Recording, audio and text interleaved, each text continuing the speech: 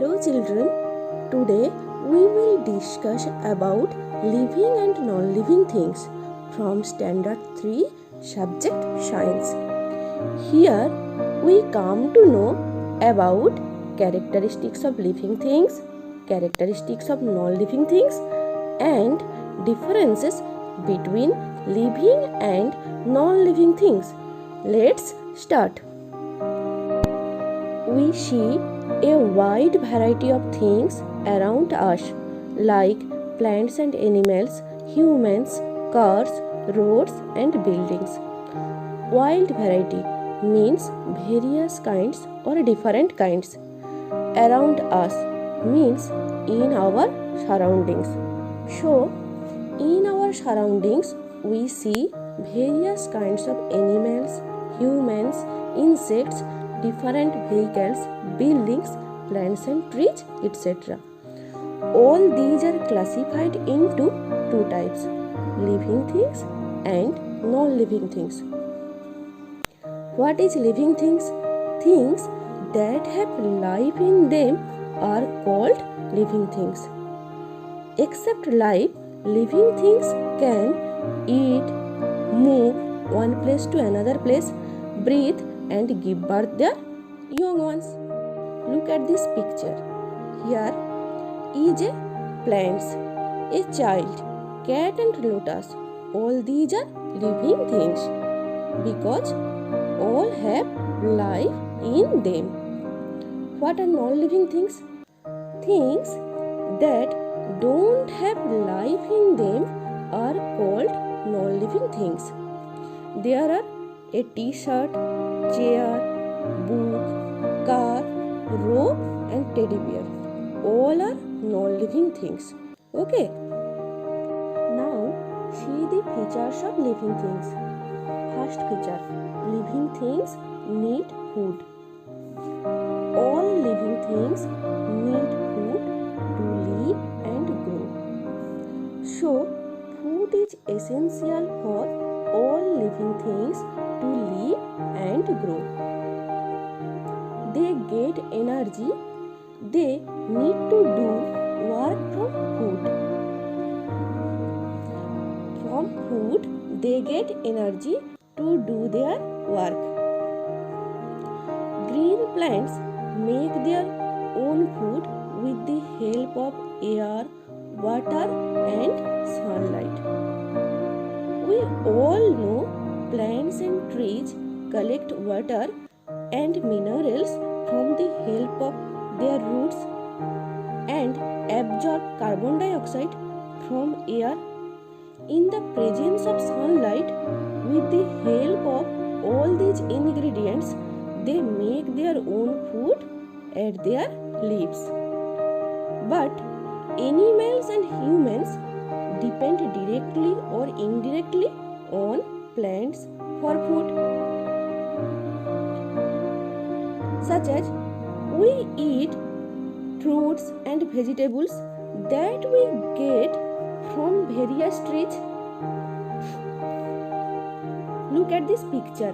Deer eats grass. So animals also depend upon plants and trees for food. Second feature, living things breathe. All living things need air to breathe or respire. Without breathing, they cannot live. So, breathing is necessary for their life. They have special structure to carry out breathing. To continue breathing, they have special structure in their body. Plants breathe through very small openings called stomata present on the undersurface of their leaves. Stomata. What is stomata? Do you know? Tiny holes present on the lower surface of the leaves. Through these, plants and trees continue their breathing. Okay. How do you prove that plants breathe through leaves? Let's do an activity. Okay. First, you collect two small green plants.